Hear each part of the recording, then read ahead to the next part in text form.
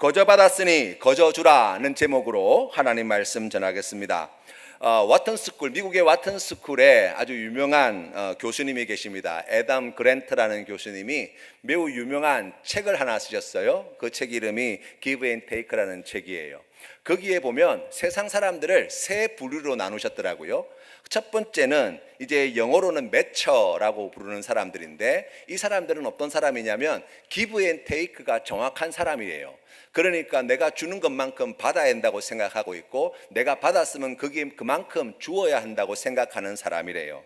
또 그뿐만 아니라 두 번째로는 테이커라는 사람이 있어요. 테이크이 가지다라는 뜻을 가지고 있는데, 이 사람들은 주는 것보다 더 많은 것을 가지기를 원하는 사람이라는 거예요.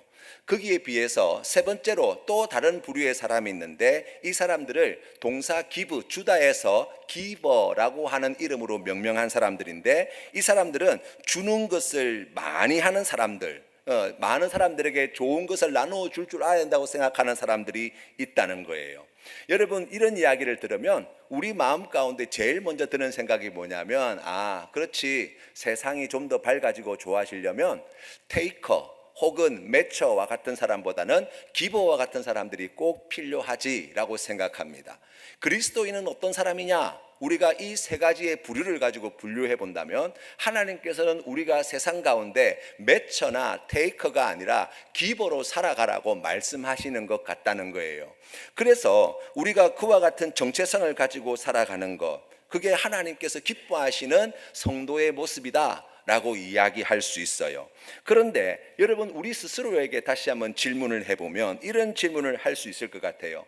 기버가 그렇게 훌륭한 사람이고 대단히 좋은 사람인데, 그러면 지금 살면서 여러분은 주변에 있는 많은 사람들에게 좋은 것을 넉넉히 잘 나누어 주며 살고 있습니까? 라고 이야기하면 사실 거기에 우리가 선뜻 대답이 나오지 않는 것을 경험하게 되어집니다.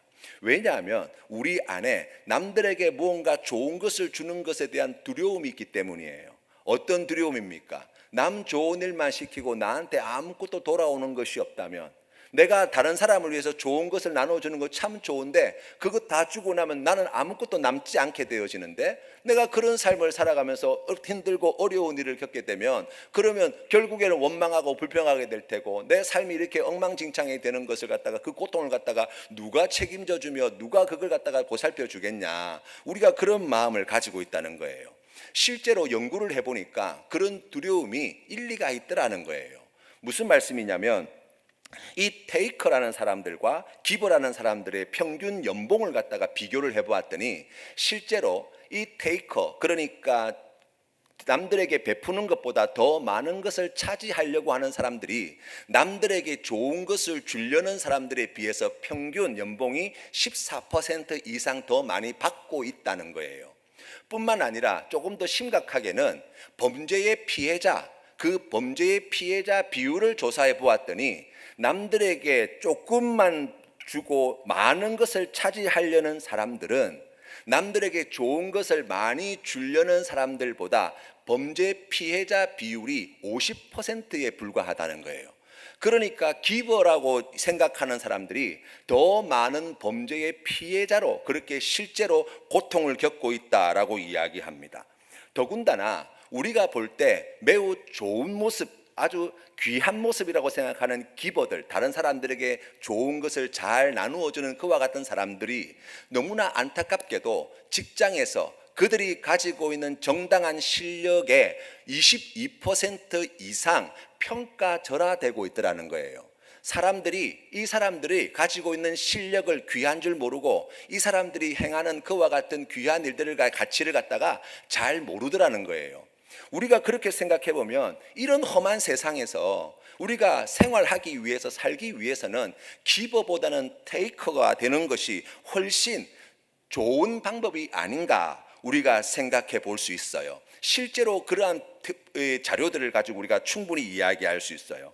그런데 이 교수님이 다시 그 범위를 축소해서 세상에서 우리가 소위 이야기하는 엄청난 성공을 거둔 사람들, 이분들을 다 만나서 인터뷰를 해보고 조사를 해보니까 놀랍게도 가장 성공한 사람들의 공통점이 뭐냐면 모두가 다 기버라는 거예요. 다른 사람들한테 좋은 것을 나누어 주기를 좋아하는 사람들이 그와 같은 큰 성공을 이루었다고 이야기합니다. 그 이유를 들어보면 이해가 돼요. 이 테이크라는 사람은 다른 사람들에게서 힘과 권력과 이익을 다 자기 것으로 빼앗으려는 사람이에요. 그러다 보니까 이 사람들이 일하는 업무 스타일을 보면 자신의 영향력, 지배력을 갖다가 강화시키려고 하는 방법을 취합니다. 그리고 의사소통할 때도 굉장히 강압적이고 지시하고 또 권위를 주장하고 자신이 얼마나 대단한지를 나타내는 것을 갖다가 즐겨하는 사람이더라는 거예요. 이런 사람들은 짧은 시간, 그 짧은 시간 동안에는 주변에 있는 사람들에게 매우 강한 인상을 남길 수 있어요. 그래서 오히려 더 유리한 입장을 취할 수 있어요. 그런데 직장 생활, 우리가 교회에서 신앙생활하는 이 교회 공동체에서의 삶에도 마찬가지고 가정 생활도 마찬가지인데 이것은 짧은 시간 하고 끝날 일이 아니더라는 거예요. 그러니까 짧은 시간 동안에는 테이크가 유리한 면이 있는데 긴 장시간을 놓고 생각해 보면 이와 같은 사람들은 결국에는 사람들로부터 반감을 가지게 되고 이 사람들이 잘 되면 잘 될수록 오히려 주변에 있는 사람들은 심한 박탈감, 내 거를 빼앗겼다는 그런 마음, 안 좋은 마음들을 가지게 되고 이 사람들이 행하는 그와 같은 여러 가지 일들, 그 모든 것들이 오래 가지 못하고 그리고 결국에는 그 지위에서 그 자리에서 내려오게 되는 이런 일들도 비일비재하게 일어나게 된다는 거예요. 우리가 생각해 보면 정말 그럴 것 같지요. 정말 그런 것 같아요. 우리가 살아가면서 정말 좀 더 가지려고 좀 더 내 것으로 만들어 보려고 발버둥치고 애쓰는 우리의 삶의 모습을 우리가 이 매차라고 하는 이 사람들의 부를 따라가 보면 거기에서 많이 발견하게 되어지는데 그 속에서 우리가 겪었던 아픔, 우리가 겪었던 괴로움의 단면들을 발견하게 되는 것입니다. 거기에 비해 본다면 이 기버라는 사람들은 사람들로부터 신뢰와 신망을 얻는 데 힘쓰는 사람들이에요. 그래서 모두에게 유익한 방법이 무엇인가를 찾으려고 애를 많이 쓴다는 거예요. 그래서 공동체가 잘 되거나 조직이 잘 되거나 이 사람이 잘 되면 주변에 있는 사람들이 상대적인 박탈감을 느끼는 것이 아니라 평소에 나에게 좋은 것을 많이 주었던 그 사람이 잘 되는 것을 함께 기뻐해주고 주변에 있는 사람들이 테이커와 같은 사람들은 모종의 경쟁 관계가 형성되어지는데 이 기버에 해당되는 사람들은 주변에 있는 많은 사람들이 협력자가 되어서 더 잘 되는 길로 나아가게 되더라는 거예요. 그렇게 생각해 보면 아니 기버가 그렇게 좋은데 그런데 왜 우리가 그와 같은 선택을 하지 못할까? 우리가 이런 질문을 가질 수 있어요. 여기에 반전이 있습니다. 어떤 반전이냐면 큰 성공을 거둔 사람들은 대부분이 다 기버가 맞아요. 그런데 그보다 못한 성공을 이룬 사람들은 대부분이 테이커라고 이야기한다면 그 성공의 사닥다리 제일 마지막 그 바닥에 있는 사람들의 대부분은 또한 기버라는 거예요. 놀랍지 않습니까? 아니 그렇게 좋은 태도를 가지고 열심히 살아가고 남들한테 좋은 일을 많이 하는데 왜 자꾸 실패합니까? 우리가 쉽게 이야기해서 남들에게 호구 취급당하고 있습니까? 그 차이가 무엇입니까? 어떤 사람은 성공하는데 어떤 사람은 이렇게 삶의 어려움을 겪을 수밖에 없는 이유가 무엇입니까? 찾아보니까 큰 차이점 하나를 발견하는 거예요. 그게 무엇이냐면 이 성공하는 기본은 남들에게 좋은 것을 나누어 줌과 동시에 자기의 이익도 잘 챙기는 사람이더라는 거예요. 예를 들면 이런 거예요. 제가 초등학교 때 저희 친구들이 같이 어울려서 많이 다녔어요. 노는 걸 좋아해서 학교 갈 때부터 시작해가지고 같이 어울려가 학교 가서 점심시간에 공차고 놀고 수업 마치면 또 누구 집에 가서 숙제하고 마당에서 놀고 산에 가서 놀고 여름 같은 때는 막 수영하고 놀고 막 이랬었거든요. 그런데 나중에 시험을 치면 그 중에 반장이 있었는데 이 친구는 맨날 반에서 1등을 하는 거예요. 분명히 같이 놀았는데 분명히 나랑 같이 있었고 나랑 같이 놀았는데 이 친구는 시험만 치면 1등이에요. 왜 이상하잖아요. 왜 그럴까? 머리가 좋아서 그런가? 아니에요. 저는 그랬어요. 열심히 놀았잖아요. 숙제 다 했잖아요. 그리고 나 집에 가서 저녁 먹고 난 뒤에 뭐 해야 돼요? 이제 씻고 자야 돼요. 피곤하니까. 그런데 그 친구들은 피곤한 몸을 이끌고 밥을 먹고 난 뒤에, 씻고 밥을 먹고 난 뒤에 그때부터 뭐 합니까? 공부하는 거예요. 그러니까 똑같이 놀았는데 다른 결과들을 보게 되는 것이죠. 그러니까 성공한 기본은 실패한 기본와의 가장 극명한 차이가 무엇이냐라고 이야기할 때 바로 이 지점이라는 거예요. 자기의 이익을 챙길 수 있는 지혜를 가지고 있는 사람, 남들에게 좋은 것을 주는 것, 거기에 플러스 나의 필요와 나의 유익을 위해서 해야 할 일을 기꺼이 감당하는 사람, 바로 이 사람들이 성장해가는, 그래서 성공 확률이 높은 사람이다 라고 이렇게 이야기하시더라고요. 제가 그 이야기를 들으면서 신앙생활 하는 것도 그렇겠다 라는 생각을 많이 해봅니다. 우리가 교회 공동체 안에서 신앙생활을 할 때 사실 기버와 테이커와 매처 가운데 상당수의 성도님들은 기버에 해당된다고 할 수 있어요. 지금 이 시간만 하더라도 우리의 시간을 여기에 바쳐야 되잖아요. 우리가 하나님 앞에 헌금을 드리잖아요. 우리의 몸의 에너지를 갖다가 봉사하고 헌신하는 데 사용하잖아요. 그러니까 어떤 의미에서 본다면 하나님 앞에 나와 예배하는 많은 사람들은 다 하나같이 뭐라고 이야기할 수 있습니까? 기버라고 이야기할 수 있어요. 너무나 귀하죠. 매일의 삶 속에서도 사실 우리가 그러한 신앙의 정체성을 잃어버리지 않으려고 많이 노력하잖아요. 이왕이면 남들에게 좋은 말 해주려고 그러고, 남들에게 착한 일 해주려고 그러고, 남들에게 그래도 뭐 큰 도움은 아니지만 그래도 도움이라도 뭐 주려고 그렇게 노력하며 우리가 살아가잖아요. 그런데 문제는 무엇입니까? 내가 그렇게 살고 있는데, 내가 교회 공동체 안에서 그렇게 기버로서 드리며 살고 있는데, 그런데 문제는 뭐냐? 그 삶이 하나도 행복하지 않은 거예요. 목사님, 번아웃이 찾아왔어요. 이제 지쳤어요. 나가 떨어지는 사람들이 막 생기기 시작하는 거예요.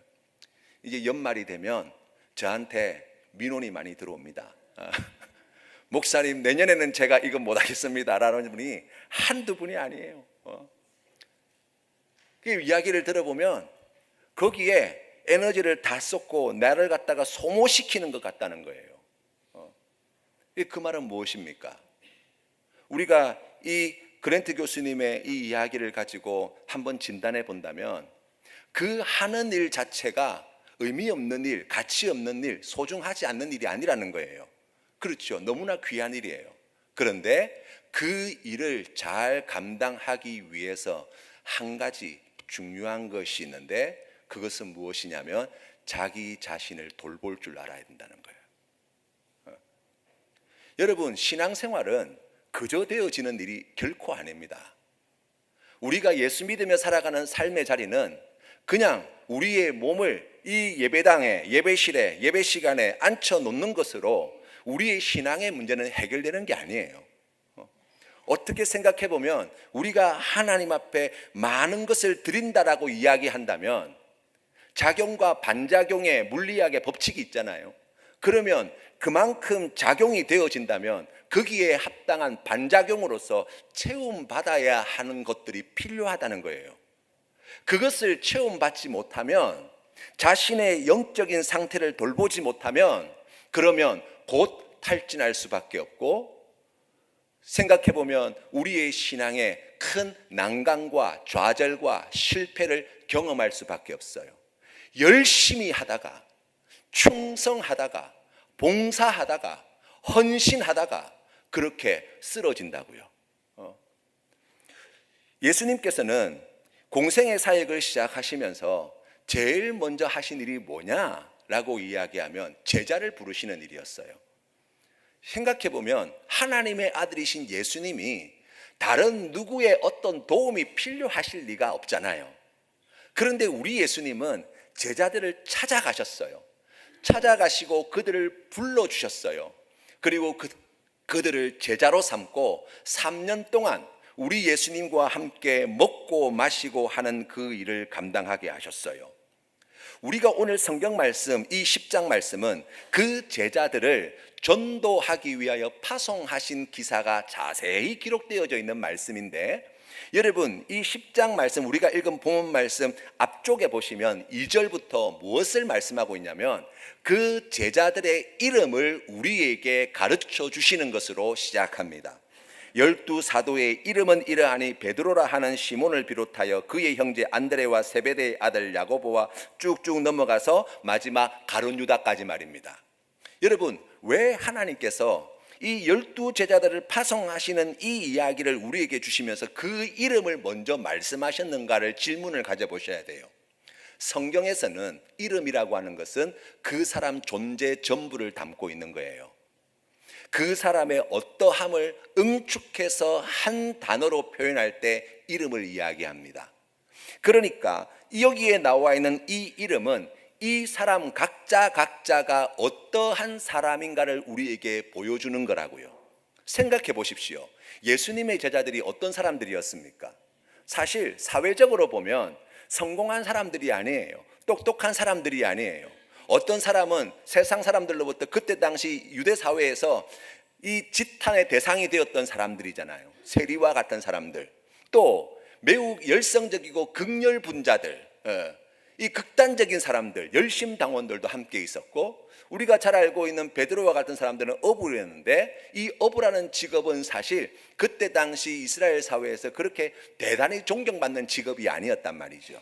그 외에도 사실 그 면면을 살펴보면 하나님의 아들이신 예수 그리스도의 제자가 되기에는 턱없이 부족한 사람들이라고요. 실제로 예수님께서 잡히시던 날 밤 다 버리고 도망갔고 배신하였고 부인하였던 사람들이잖아요. 뿐만 아니라 공생의 기간 동안에 성경이 우리에게 계속해서 보여주는 제자의 모습은 무엇입니까? 말해도 알아듣지를 못해요. 예수님께서 놀라운 기적을 베풀어 주셨음에도 불구하고 예수님이 어떠한 분이신지 믿지 못했어요. 예수님께서 그 말씀을 자세히 풀어 설명해 주셨음에도 불구하고 끊임없이 오해하였고, 자기들끼리 모여서는 늘 하는 일이 뭡니까? 누가 높으냐?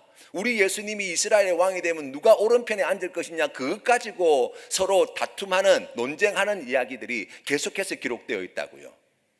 지금 주님께서 이 12제자를 파송하실 때 제일 먼저 우리에게 말씀해 주시는 것은 그럴 만한 사람들이 되지 못한다 라는 것을 우리에게 가르쳐 주십니다. 그런데 우리 예수님께서는 이들을 보내신다는 거예요. 그럼 왜 보내셨냐? 왜 제자로 삼으셨냐? 우리가 이 질문에 대한 답을 오늘 말씀을 통해서 찾아볼 수 있습니다. 제일 먼저 성경이 우리에게 말씀해 주시는 것은 첫 번째로 권능을 주시기 위하여 부르시고 보내셨다라고 말씀합니다. 8절 말씀에 보니까 병든 자를 고치며 죽은 자를 살리며 나병한 자를 깨끗하게 하며 귀신을 쫓아내되 너희가 거저 받았으니 거저 주라고 말씀하고 계십니다. 1절 말씀에는 이렇게 이야기합니다. 더러운 귀신을 쫓아내며 모든 병과 모든 약한 것을 고치는 권능을 주시니라. 아멘. 여러분, 놀랍게도 예수님의 제자된 우리에게 하나님께서는 이런 권능을 이미 주셨대요. 제자들을 파송하실 때 우리 예수님께서는 이와 같은 권능을 더하여 주셔서 이들을 세상에 파송하셨다고 말씀하십니다.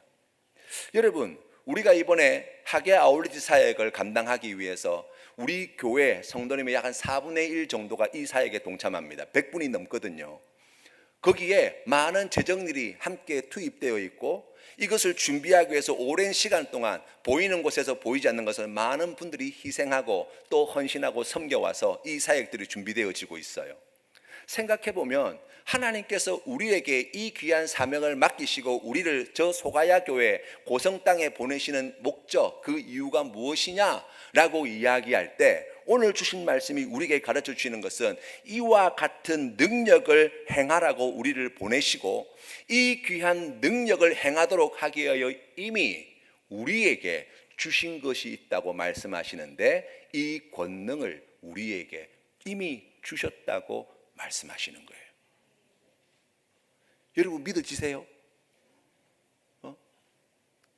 오늘 성경 말씀에 나와 있는 것처럼 여러분, 더러운 귀신을 쫓아내며 모든 병과 모든 약한 것을 고치는 권능을 주셨다는 이 말씀, 그래서 너희들이 가서 이런 일을 행하라고 말씀하시는 이 말씀이 지금 우리 교회 아울리치를 준비하고 있고 나아가서 복음을 전해야 할, 그리고 이 땅에 그리스도인으로 살아가야 할 우리에게 하나님께서 명령하신 말씀이고 우리에게 이와 같은 권능을 주셨다는 말씀이 믿어지시냐고요.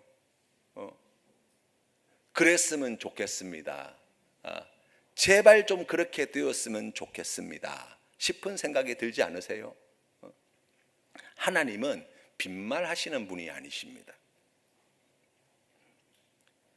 왜 우리에게 권능을 주시냐, 왜 우리를 보내시냐라고 하면 5절 말씀에 이렇게 나와 있어요. 예수께서 이 12를 내보내시며 명하여 이르시되 이방인의 길로도 가지 말고 사마리아인의 고을에도 들어가지 말고 오히려 이스라엘 집에 잃어버린 양에게로 가라 말씀하십니다. 하나님께서 잃은 양이 있고 그 양을 되찾기 위하여 우리를 보내신다라고 말씀하십니다. 생각해 보면 그렇죠. 지금 이 땅에 예수를 믿지 않는 얼마나 많은 사람들이 있겠어요. 그런데 그 중에 하나님께서 택하시고 부르시고 자녀 삼으시기로 작정하신 이들이 있다는 거예요. 우리 하나님께서는 우리를 통해서 그 일을 이루어 가시겠다고 말씀하십니다. 성경 말씀에 보면 이 일을 감당함에 있어서 한 가지 마음에 걸리는 지점이 있어요. 그게 뭐냐면 이방인의 길로도 가지 말고 사마리아인의 고을로도 들어가지 말고 이스라엘 집에 잃어버린 양에게로 가라고 말씀하십니다. 아브라함의 자손, 이 배타적인 선민사상, 이것을 하나님께서 지지하고 계신가? 라는 질문이 들 수 있어요. 그렇지 않죠. 사도행전 1장 8절 말씀에 보시면 우리 예수님께서 성천하실 때 제자들에게 주신 말씀인데 이렇게 말씀합니다. 오직 성령이 너희에게 임하시면 너희가 권능을 받고 예루살렘과 온 유대와 사마리아와 땅끝까지 이르러 내 증인이 되리라 하시니라. 아멘. 교회의 역사는 성령의 강림 사건으로 시작된다고 할 수 있어요. 그런데 성령의 강림 사건이 일어났을 때 나가서 복음을 전하여서 제일 먼저 세워진 교회가 어디에서 세워집니까? 예루살렘에서. 예루살렘으로부터 시작하여서 땅끝까지 우리 하나님께서 계획하시고 우리 하나님께서 준비하고 계신 이 놀라운 복음 전도의 사역을 그렇게 펼쳐 나가실 것을 말씀하신다고요. 그러니까 우리가 오늘 읽은 이 말씀을 통해서도 다시 하나님의 귀한 음성을 듣습니다. 왜 이스라엘의 잃어버린 양들에게 먼저 복음을 전하라고 하셨냐?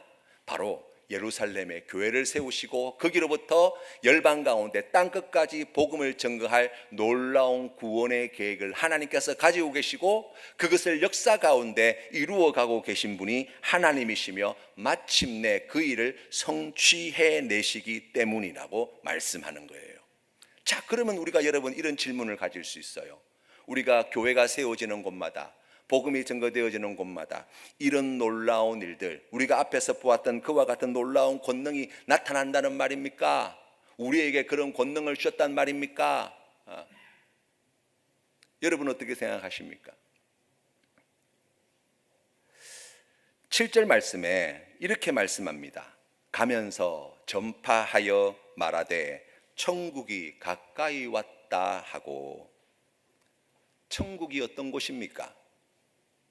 하나님의 나라가 어떤 곳이에요? 하나님이 통치하시고 다스리시는 곳, 하나님만이 영광 받으시고 경배 받으시는 곳, 하나님의 뜻이 온전히 이루어지는 곳, 하나님을 대적하는 모든 세력들이 제거되어지고 모든 잘못된 것을 바로잡게 되고 모든 악에 대하여 정당한 심판이 이루어지는 곳, 그래서 하나님의 평화가 온전하여지는 곳, 바로 그곳이 하나님의 나라라고 이야기할 수 있을 거예요. 우리 예수님께서 공생의 사역을 시작하시면서 제일 먼저 하신 말씀이 무엇입니까? 때가 찼고 하나님의 나라가 가까이 왔으니 회개하고 복음을 믿으라는 말씀이었어요. 왜 그렇습니까? 우리가 전하는 이 귀한 복음에는 놀라운 권능이 있다는 거예요. 어떤 권능이요? 우리가 앞서 보았던 더러운 귀신을 쫓아내며 모든 병과 모든 약한 것을 고치는 권능이 어디에 있다고요? 우리가 가지고 있는 초자연적인 능력이 있는 것이 아니라 바로 우리를 구원해 내시는 예수 그리스도의 복음에 있다고 말씀하시는 거예요. 하나님께서는 이 일을 기필코 이루어내십니다. 우리가 예수 그리스도를 주로 고백하고 하나님의 자녀가 되었다는 것은 이미 이와 같은 은혜를 입었다는 사실을 성경은 우리에게 말씀합니다. 이미 우리는 사망에서 생명으로 옮기운 자예요. 우리 예수님께서는 우리의 모든 질고를 지시고 십자가에 피 흘려 죽으셔서 우리의 모든 질고를 담당하셨다고 성경은 말씀합니다. 우리의 죽음과 죄의 문제를 해결하신 예수 그리스도의 보혈의 공로로 우리가 하나님의 자녀가 되었고 그 하나님의 나라를 차지하게 되었고 그 하나님의 나라에서 영원토록 오늘 주신 말씀에 나와 있는 더러운 귀신이 쫓아내며 모든 병과 모든 약한 것을 고침받고 생명을 얻고 다시 살아나는 놀라운 축복을 이미 누리고 있는 하나님의 백성임을 말씀하고 있는 거예요. 사랑하는 성도 여러분, 우리를 위하여 예수 그리스도께서 하나님께서 이 모든 일을 이루셨고 그리고 우리에게 이 귀한 것을 주셨고 이미 우리의 인생 가운데 이 놀라운 일들이 완성되어 있음을 성경은 말씀하고 있어요. 그렇기 때문에 하나님으로부터 이 귀한 모든 것을 받은 우리가 그것을 값없이 거저 받은 것을 이제는 거저 다른 사람들에게 그것이 필요한 사람들에게 나누어 주도록 부름받고 있다고 성경은 말씀하시는 거예요. 살아계신 하나님께서 오늘도 우리와 함께 하여 주십니다. 하나님께서 우리에게 이미 이 놀라운 은혜를 더하여 주셨습니다. 이미 우리는 하나님의 자녀가 되었습니다. 이미 우리는 하나님 앞에 의로운 자가 되었습니다. 이미 우리는 영생을 가지게 되었습니다. 이미 우리는 온전한 하나님의 백성으로 다시 부활할 약속을 받은 자들입니다. 우리 주님께서 그 일을 반드시 이루어내시겠다고 말씀하십니다. 이가 이 믿음으로 세상으로 나아가는 거예요. 이 놀라운 복음을, 우리가 받은 이 놀라운 복음을 믿지 않는 우리의 이웃들과 우리의 부모 형제와 또 고성 땅에 있는 귀한 어르신들에게 전하기 위하여 더 낮은 것으로, 더 겸손히, 더 귀하고 좋은 것으로, 사랑으로 우리가 헌신하며 수고하며 나아갈 때, 사랑하는 성도 여러분, 우리가 상상할 수 없는 놀라운 일들이 우리를 통하여 그 영혼 가운데, 그 가정 가운데, 이 나라 가운데 아름다운 풍성한 열매들로 반드시 나타나게 될 것입니다. 날씨가 매우 무덥습니다. 떠나는 길에 마음이 많이 무겁고 어떻게 잘 견디셔야 될 텐데 걱정이 많이 됩니다마는, 가시는 분들은 가셔서 열심히 수고하시고 남아 계신 분들은 이곳에서 열심히 하나님 앞에 중보하며 기도하며 이 귀한 사역에 동참할 때 하나님께서 이 뜨거운 여름 우리를 위하여 베푸르신 그 뜨거운 사랑을 경험하게 하여 주시고, 하나님께서 이루신 놀라운 구원의 역사, 우리 하나님께서 영광 받으시는 그 아름다운 역사의 현장 가운데 우리를 굳건히 세워 주실 줄로 믿습니다. 이 귀한 믿음의 고백으로 주님 앞에 나아가시는 우리 모든 성도님들 다 되시기를 바랍니다. 기도합시다. 살아계신 아버지 하나님, 무더운 날씨 속에서도 휴가를 반납하고 나의 물질을 주님 앞에 드리며 시간을 정하여 헌신하여 이 하게아 올리지 사역